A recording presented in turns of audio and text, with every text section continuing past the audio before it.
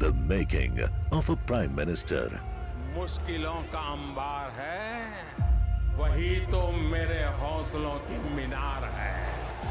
हिंदुस्तान में दो प्रधान दो निशान नहीं चलेंगे। इतनी ताकत ये पाकिस्तान के खिलाफ लगा दे तो आतंकवाद आसान हो गया। हम चुनौतियों से टकरा रहे हैं। सर्जिकल स्ट्राइक और एयर स्ट्राइक करके नए भारत के सामर्थ्य का संदेश भी दे दिया है। तुम उठो, तिरंगा लहरा दो।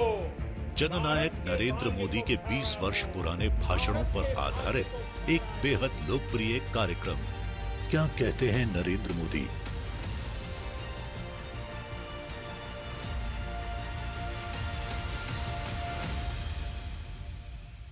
नमस्कार, मैं हूं आपके साथ पूर्णिमा मिश्रा। हमारे खास प्रोग्राम क्या कहते हैं नरेंद्र मोदी में आज आपको सुनवाएंगे पीएम मोदी का वो ऐतिहासिक भाषण जो उन्होंने 10 जनवरी 2015 को दिल्ली के रामलीला मैदान में दिया।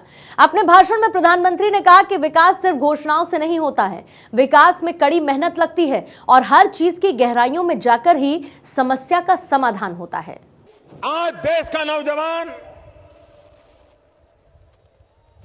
अनेक आशा आकांक्षाओं को लेकर के अपने भविष्य के लिए इंतजार कर रहा है। बहुत राजनीति कर ली हम लोगों ने, सामान्य मानवी के पास क्या पहुंचा? नारे भी बहुत दे चुके थे। जितनी तेजी से गरीबी हटाने के नारे दिए गए, उससे ज्यादा गरीबी बढ़ती गई। क्यों?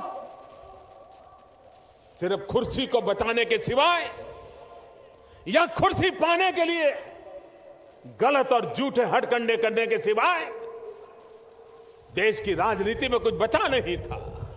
तब जाकर के मेरे भाइयों बहनों, हम एक ऐसी नई राजनीति को लेकर के आए हैं जो जातिवाद से परे है, जो संप्रदायवाद से परे हैं, जो प्रांतवाद से परे हैं, जो सिर्फ और सिर्फ विकासवाद को लेकर के चल पड़ी है और गरीब के विकास के लिए असंकल्पबद्ध होकर के चली है। भाइयों बहनों, और अगर विकास करना है तो सिर्फ घोषणाओं से नहीं होता है, कड़ी मेहनत लगती है। हर चीज की बारीकी में जाकर के कठिनाइयों को दूर करना पड़ता है और तब जाकर के समस्याओं का समाधान होता है। भाइयों, आप देखिए, हमने एक योजना ली हाथ में, प्रधानमंत्री जन धन योजना। जब हिंदुस्तान में कांग्रेस पार्टी की सल्तनत थी, 40 साल पहले बैंकों का राष्ट्रीयकरण किया गया था। और जब बैंकों का राष्ट्रीयकरण किया गया तो यह कहा गया था कि बैंक अमीरों के कब्जे में है, सिर्फ अमीरों के लिए काम करती हैं, इन बैंकों का लाभ गरीबों को नहीं मिल रहा है और इसलिए उसका सरकारीकरण करना जरूरी है, तब जाकर के गरीबों को लाभ मिलेगा। लेकिन भाइयों बहनों, मुझे आज दुख के साथ कहना पड़ता है कि बैंकों को सरकारी कब्जे में लेकर के उसको भ्रष्टाचार का अड्डा बना दिया गया, लेकिन बैंकों को गरीबों के लिए दरवाजे नहीं खोले गए। आपने कभी, मैं जरा दिल्ली वासियों से पूछना चाहता हूं, कांग्रेस के राज में आपने कभी किसी गरीब को बैंक में देखा था? जरा पूरी ताकत से जवाब दो। किसी गरीब को बैंक में देखा था? किसी गरीब का बैंक में खाता खुलता था? कोई गरीब बैंक में जाने के लिए हिम्मत भी कर सकता था? भाइयों बहनों, अमीरों के लिए कौन सरकारें चलाते थे और गरीबों के लिए कौन जी जान से जुटे हैं, इसका पूरा पूरा भेद ये प्रधानमंत्री जन धन योजना से साफ हो जाता है भाई। मैंने 15 अगस्त को घोषणा की थी, लाल किले पर, दिल्ली की धरती पर से घोषणा की थी कि हम बैंकों के अंदर गरीबों के खाते खोलेंगे, जीरो बैलेंस से खोलेंगे। बड़ा हड़कंप मच गया था, बैंक वाले भी परेशान थे कि बिना पैसे खाते खोलने के क्या। भाइयों बहनों, हमने फैसला कर लिया, बैंकों ने हमारी बात को माना, बैंक के लोग घर घर गए, जो कभी ऑफिस में मुंडी ऊपर करके देखना नहीं चाहते थे, वो ऐसे देश सेवा में लग गए, घर घर गए। और भाइयों बहनों, जिस देश में 1 करोड़ खाते खुलने में 1 साल लगता था, इसी सरकार के रहते हुए 1 सप्ताह में 1 करोड़ खाते खोलने का विक्रम कर दिया। जो काम 1 साल लगता था वो 1 सप्ताह में करने लग गए। और भाइयों बहनों, 15 अगस्त के बाद काम शुरू किया और मुझे 26 जनवरी तक 7 करोड़ परिवारों तक पहुंचने का मेरा लक्ष्य था। लेकिन आज मैं गर्व के साथ कहता हूं कि जनवरी की 10 तारीख आते आते करीब करीब 11 करोड़ लोगों के खाते खुल गए।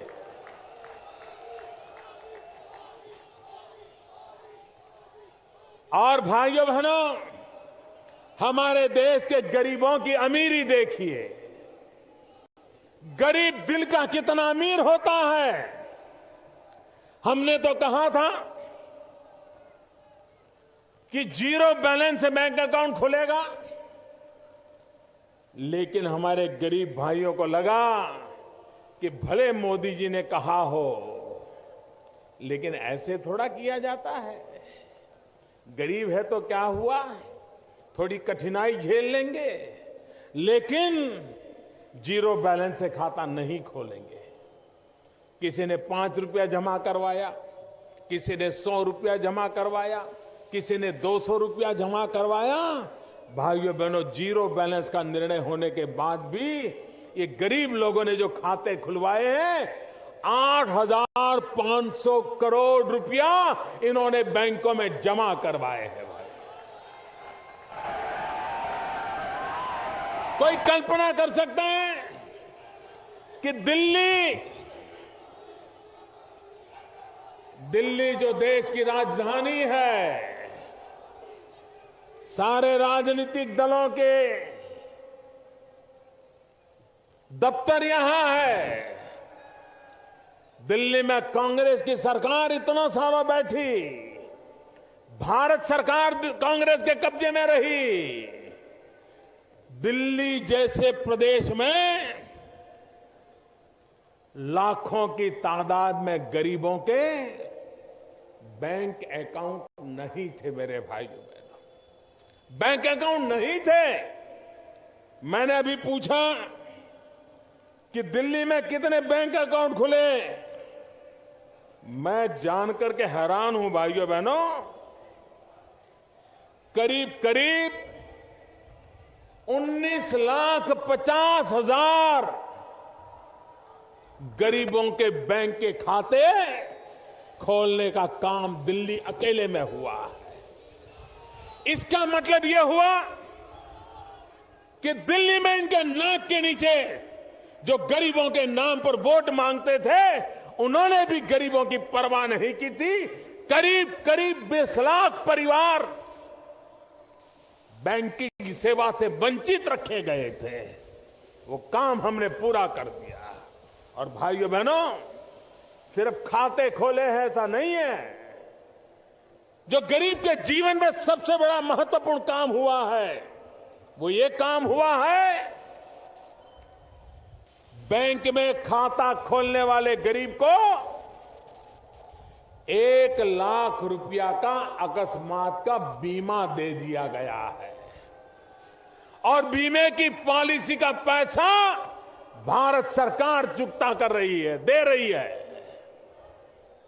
भाइयों बहनों, आज गरीब परिवार में कोई अकस्मात हो गया और अगर उसने बैंक का खाता खुल गया है तो उसको 1 लाख रुपया मिलने की गारंटी आते ही सरकार ने पूरी कर दी है। भाइयों, मुझे बताइए, ये गरीबों की भलाई का काम है कि नहीं है? भाइयों, ये गरीब को विश्वास देगा कि नहीं देगा?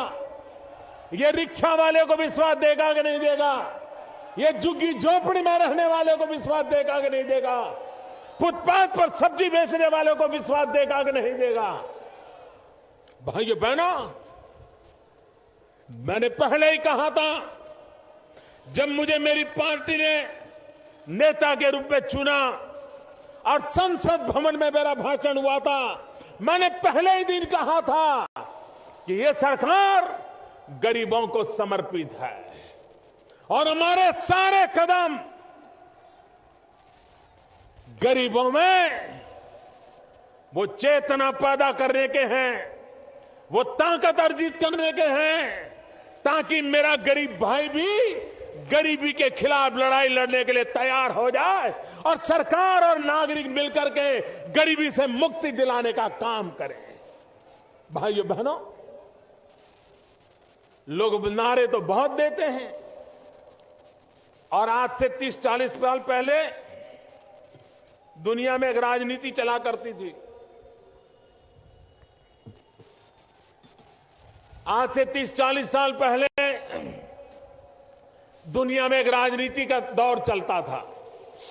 वो दौर हिंदुस्तान में भी चलता था और वो दौर ऐसा था कि 2-4 अमीरों को गाली देते रहो और कुछ नहीं करना।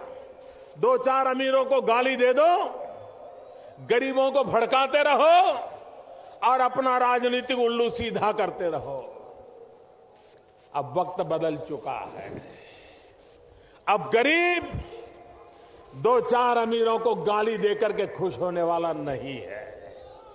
वो तो हिसाब चाहता है कि भाई मेरे लिए क्या किया और मेरे लिए क्या करोगे, इसका हिसाब दो।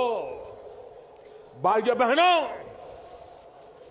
बिजली सस्ती मिले, पहले बिजली मिले तो,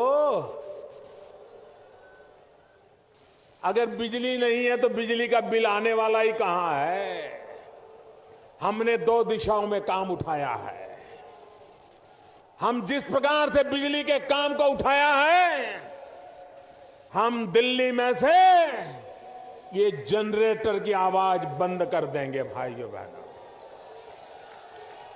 दिल्ली को जनरेटर से मुक्ति दिला देंगे और दिल्ली को जनरेटर से मुक्ति मिलेगी तो ये जहरीली हवा से भी मुक्ति मिलेगी।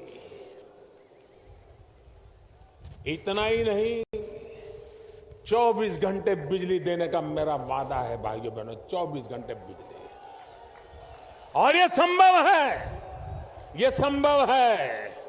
और दूसरा, जिस टेक्नोलॉजी को लेकर के हम लगे हैं, अभी हमारे पीयूष जी ने आपको विस्तार से बताया होगा, अगर आपके घर में 2 बल्ब है, 2 बल्ब, मैं बड़ों लोगों की बात नहीं करता हूं, गरीब के घर में 2 बल्ब हो और अगर जो सरकार बल्ब देने वाली हो लगा दोगे तो साल का 300 रुपया बिजली का बिल वैसे ही कम हो जाने वाला। The making of a Prime Minister. मुश्किलों का अंबार है, वही तो मेरे हौसलों की मीनार है। हिंदुस्तान में 2 प्रधान 2 निशान नहीं चलेंगे। ये पाकिस्तान के खिलाफ लगा दे तो आतंकवाद आसान हो गया। हम चुनौतियों से टकरा रहे हैं। सर्जिकल स्ट्राइक और एयर स्ट्राइक करके नए भारत के सामर्थ्य का संदेश भी दे दिया है। तुम उठो, तिरंगा लहरा दो। जननायक नरेंद्र मोदी के 20 वर्ष पुराने भाषणों पर आधारित एक बेहद लोकप्रिय कार्यक्रम क्या कहते हैं नरेंद्र मोदी